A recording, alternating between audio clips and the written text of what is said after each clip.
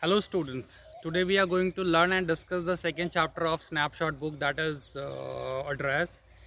And this chapter is one such chapter where we get to see the insight to what happens to Jewish community during the Second World War when German forces were in power, Nazi forces, especially Hitler, and what Hitler did to the million of the Jewish people. And yes, unless there is a Jewish himself or herself coming out and telling the story to the rest part of the world, we actually never get to see the real story behind it. So yes, let us discuss something about the author of the chapter. So the writer of the chapter is Maga Minko, and she herself was a Jewish person, and that's why we get to see the real account that what Jewish community people, million of the people, they had to face, and they had what they had gone through, especially during the time from 40 to 45 when German forces or the Nazi forces under Hitler, what they did to the million of the people of Jewish community. So let us talk first, discuss about this writer Maga Minko. So Maga Minko, she herself was a Dutch journalist and writer, and her real name was Menko, Menco, Menko. But an official accidentally switched the vowel e into I, and that is how her name, came to be known as Maga Minko. Almost everything Maga Minko has written to a larger or a greater degree marked her experiences as a Jewish community during the German occupation from 40 to 45. Yes, when we are talking about the Jewish community and the Jewish people, what they had gone through and what they had suffered. So yes, we can never forget taking the name of one such very young girl who could not live for a long life, and her book, she has written a diary, and her diary is one of the world's best known books. So let us talk about that. And about that, while I was discussing the class, the chapter, I have also talked, you discussed with you people about that character. So the name is Annie Frank. Anne Frank was a German Dutch diarist. Why I'm calling why the entire world calls her diarist, because she has written a diary, and because of her writing that diary, she has become world famous. So Anne Frank was a Dutch German diarist of Jewish origin. Now she is one of the most talked, discussed victims of Holocaust, one of the most talked and victims of the Holocaust, and she gained fame posthumously after the publication. Posthumously, that means Manurprant, means after she died, because only when she died her diary came into publication, it was published, and then she became famous. So that's why I'm saying that she gained fame posthumously after the publication of her diary. The name of that diary is the diary of a young girl, the life of a young girl, into which in that diary she documented her life in the hiding in Netherlands during the German occupation from 42 to 44, 1942 to 44. And this diary, this book is one of the world's best known books, and that has been a part of many plays and many films. So this is something we have talked about the writer, and at the same time we have also talked about Annie Frank. Now, when we talk about this chapter, so this chapter address, it tells about the human predicament that follows the war. It's a poignant account, and here the story narrates how a daughter goes to her home, goes to her native place, that is Holland, in search of her mother's belonging. You need to understand, children, sometimes I'm calling Holland and Dutch and Netherlands. So first I want to tell you Netherlands is one such country where we can use the article. We never call it Netherlands. We always call it the Netherlands. So whether you call it the Netherlands or whether you call it Holland, both the countries are same. And the people of Netherlands and the Hollands, they are called the Dutch. So this, because you need to understand, if you see the political map of Germany, so we see in the west there is Netherlands and then Belgium and Luxembourg. South we move, we find France is there, Austria is there. When we move to the east, we find Poland is there, and when we go at the north, there is Denmark. So obviously, Second World War. Why did the Second World War happen? You all of us, we know, because the German was trying to occupy and bring most of the countries of the European countries under its direct control. And since Netherlands was just in the west, is a neighboring country sharing its border with the German, and that is how Netherlands, or we call it Holland. So they were the worst victim of this. Now, if we talk about this chapter, so the chapter talks about what war does to man and human behavior. The war, this chapter talks about whenever there is a war, whenever the war is fought, what it does to man, human, and human behavior. We also learn, we get to see the brief, we get to see the grief and the pain and the mental tortures that the survivors of the war has to go through.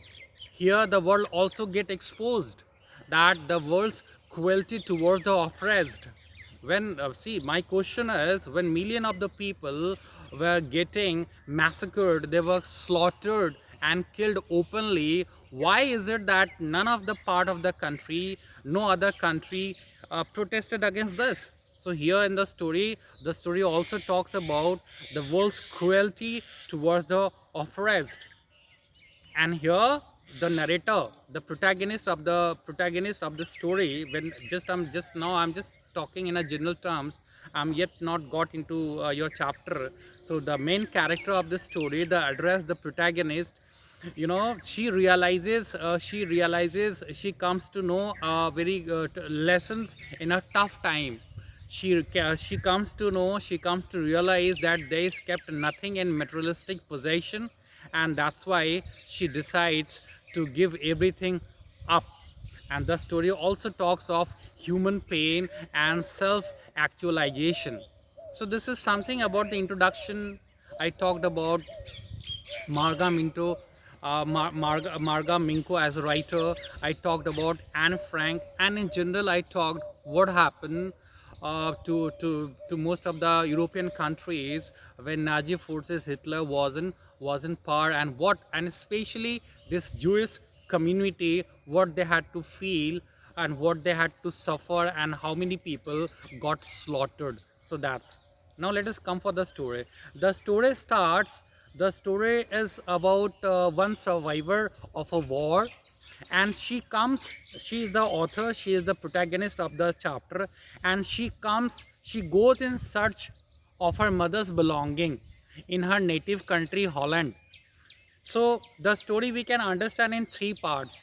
Here the narrator, she comes to a particular address, and that is how the title of this chapter we have got the title of the chapter. So the title of the chapter is Address, and this address means that particular address where narrator's mother, the protagonist's mother, has given all her valuable possessions, belongings for the safekeeping. So that is that particular address, and around this address only the entire story moves and revolves. So this address, what was that address? The address was house number 46, Marconi Street, and that lady, where narrator's mother had given all her belongings or possessions for the safekeeping, her name was Mrs. Darling. Now this is the address, and that is how this is the title of this chapter, Address. So the address is a house, a particular house about a particular woman, and that woman was a known lady, was a familiar person, was an acquaintance to this protagonist narrator's mother. That, what is that address? That address is house number 46, Marconi Street, and the name of that lady is Mrs. Darling. Now she comes to that address. In the opening line of the book, when the book opens, when the story opens up, we find the first line of the story where the protagonist, where the narrator asking, she's standing at that particular address. Sorry, she's standing at that particular address and she is talking to that woman. Who is that woman? Mrs. Darling. What is that address? Address is house number 46, Marconi Street. And that when narrator talks to narrator, first question asks narrator to that lady if she recognized her. So that she, it's not that she immediately recognized her. Initially she refused to recognize her and she kept standing there for long. Now since protagonist, the narrator, she also got confused whether she came to some wrong address, because the other lady, Mrs. Darling, she was not at all, she didn't have any sign on her face of recognition that she has recognized her. And that's why the narrator, for a moment, she was confused whether she had rung the right bell or whether she was at the right place. But after some time, she noticed that Mrs. Darling, the other lady, she was wearing a green knitted cardigan. It was a sweater, and it was the jacket of her mother's. So now she was 100% sure that she was not at all at a wrong address and she had come to a right address. But still that woman was not acknowledging her that she knew her. At last, and here narrator discusses that she had come to that address in a train, but the other lady was telling that moment was not very convenient. It was not a right time to talk to her and she had some other work, and that's why she was not at all interested to talk. And she said, you might come some other time, but at this moment I cannot talk to you. And then at last, before closing the door, that other lady, Mrs. Darling, asked the narrator, I thought nobody came. You came.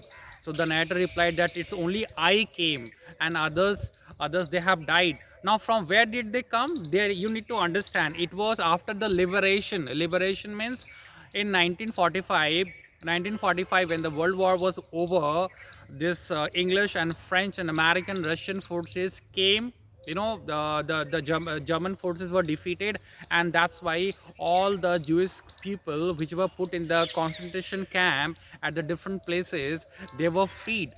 So that is called a liberation. So when the war was over and the people were liberated, and other countries which were occupied by the German forces, they were liberated. And that is why the narrator is saying that's only I came, and that is why, and after saying that, she closed the door. So this is the first part. In the first part we see the protagonist or the narrator of the story, she is coming and talking, and she was there to claim her things back. But that moment nothing's happened, and the other lady, that is Mrs. Darling, totally refused to acknowledge and recognize her. And at last, that narrator protagonist was left with no other option, and she had to go back. Now she is going back. Now this is the second part, you can call it. Now she is going back, and while she is going back on her way, she is recalling the past memories during the war time, during the 41 and 42. So this was the past time. Now she is moving, she is going back, because the Mrs. Darling did not recognize and did acknowledge her. She is going back, and when she is going back, on the way she is trying to recollect what happened in those time. And one day she was at home during the war, this narrator, and when she was at home, she notices very smartly that something or the other of her house were missing. And that's why she asks her mother that where are our things.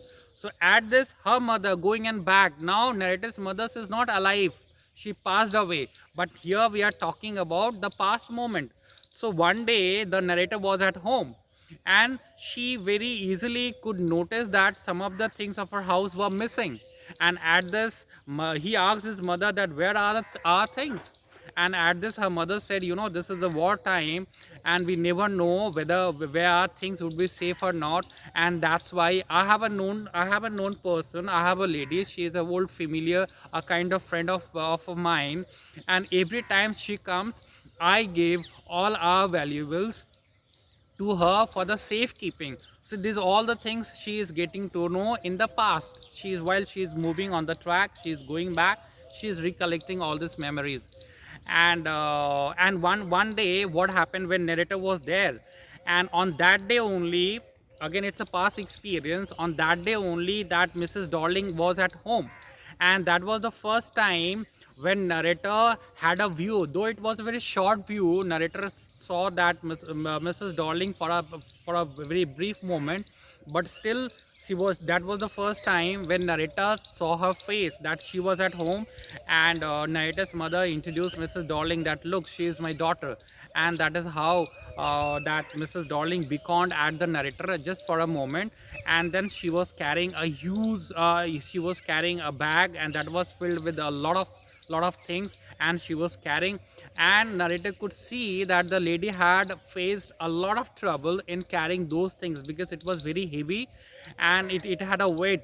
And narrator had a doubt also that while carrying all these things she must have got a cramp on her back because it was very heavy. And at this, the narrator asked her mother that who's that lady, and then the narrator's mother told her that it is the same lady, you know, where we are keeping our things for the safekeeping. Her name is Mrs. Darling, and her address is house number 46, Marconi Street. And this is how the narrator remembered the address. Now she was going back, and she was going back, all these things she was recalling when she was going back. Now, because her first attempt was in vain, in first attempt she could not take the possession of her belongings, then she thought of going to that particular address, house number 46, Marconi Street, to that lady called Mrs. Darling for the second time, because in first time the things did not work. So the entire story we can understand in three parts. First part, we have seen that narrator was in direct conversation with Mrs. Darling, is standing right in front of her house, where Mrs. Darling refused to recognize her. The second part is, you know, she is going back. When she was going back, she was recalling all the past memories, and how once she saw Mrs. Darling at her home, and how her mother, you know, told her that particular address, and that was the second thing. Now the third time she again decided to come back to that particular address, and she thought, because she wanted to touch, wanted to feel, and wanted to have her things around her own possessions. So this was the second time she was again going to visit that particular address. This moment, when this time she went to that particular address, house number 46, Marconi Street, but that lady was not there, Mrs. Darling was not there, and in her absence there was her daughter, who was 15 years old. She took narrator inside, and when narrator was following her, they were passing through a passage, and there was kept a candlestick, candle stand. Candle stand means these are the Jewish people, Jewish community people. So Jewish community people, they have also the New Year celebration in the month of December, where they have a grand feast. They put that candlesticks on the table, a candle stand, and in that candle stand you can place so many candlesticks. And while she was going there, following that simple girl into the room, so there that candle stands was kept next to the mirror, and there that girl says, you know, that mother is not at home, she has gone outside for an errand, for some work, she will be right back here, you can have a seat, you can wait. And so this all slight kind of things was going on. Now the narrator was at a place which she knew as well as she did not know. Now, why is it said in the book? Why is it mentioned that she was at a house which she knew, and at the same time she did not know? It's only said because that house she knew, because, you know, the things which were kept in her house, those things belonged to her, and that way she knew that house. And why is it said that she did not know that house? Because that house was all of a stranger, that was a, she never visited that house before. That's why it said that, you know, that house was not known to her. At that, she pulled that 15 years old girl, that Mrs. Darling's daughter, she pulled a chair and asked her to sit. Now when narrator was trying to look all around herself, she found all her things which were kept not in a very tidy way, that were not cleaned properly, and all of a sudden, you know, she started getting a different feelings. Till now she wanted to have those things, but now when she found all her things kept in a different surrounding, so all of a sudden she sensed a sense of detachment, so that the things which her link with the past got snapped. And she sat on a chair, and there was a table. On the tablecloth, on the table there was a lid there, it was covered with the tablecloth, and that tablecloth had a particular design, and the tablecloth, at the end of the tablecloth there was particular burning mark. Now, how did the narrator knew, or means how did the narrator know all the small details of this thing? Because all that, even tablecloth, belonged to her. And at this, she was, you know, that lady 15 years old, you know, she was boasting that they had so much of antique pieces of plates and forks and spoons and other cutleries, and that's why she was telling all this thing. But for the narrator, it was, she didn't need to be introduced with all these things, because all those things belong to her. And then all of a sudden she changed her mind, because she thought that the thing what she wanted to possess, what she wanted to get back, all of a sudden, you know, that she lost that sense, and she did not want to have any more, she did not want to have in possession of all those things anymore. And then she changes her mind, and she decides to get up and leave that place. At this, when narrators all of a sudden stood up and start moving from there, so that girl, 15 years old girl, she asked if she would not meet her mother, and she would not have a cup of tea, because she would be getting back. But then she said no, she was in a hurry, she had to go and catch the train. And that is how she came out of the home. So this is the third part we can see. So here now there's a question might come to mind, that why did that narrator why did the narrator wait for her mother, that 15 years old mother, and why didn't she want to take possession of all these things? That's only because when she saw all her things in a strange surrounding, in a strange condition, all of a sudden she lost that sense of possessions of all these things, and she understood, she learns a tough realization that there was kept nothing in materialistic possession, and she gets up and she starts moving. So at the end we can sum up the story by saying that, you know, in the story we get to learn about the intricate emotions of human, like hope, trust, betrayal, as well as the ill effects of the war. So that story was really nice. It's not like any normal stories, and it's about what happened to the Jewish people, what happens, you know, whenever there is a war is fought, what happens after those people who you know, who get to survive, who survive the war, and again when the life gets back on the normal track, how much they have to suffer and how much they have to see. So this is all about the chaos that follows the war. So that's a beautiful chapter. And once again, if you get the time, I would say that you must go through and read that book called the Annie Frank, The Diary of a Young Girl. And based on that, I shared with you a short film, so you can see it. So this, to understand this chapter address, it's not that only you read the chapter and you understand it. You need to see what happened in the Second World War, why the Second World War was fought, who was that Hitler, what was his Nazi forces, what that his forces did to the rest part of the world, and all that. Is that clear? Thank you and God bless you.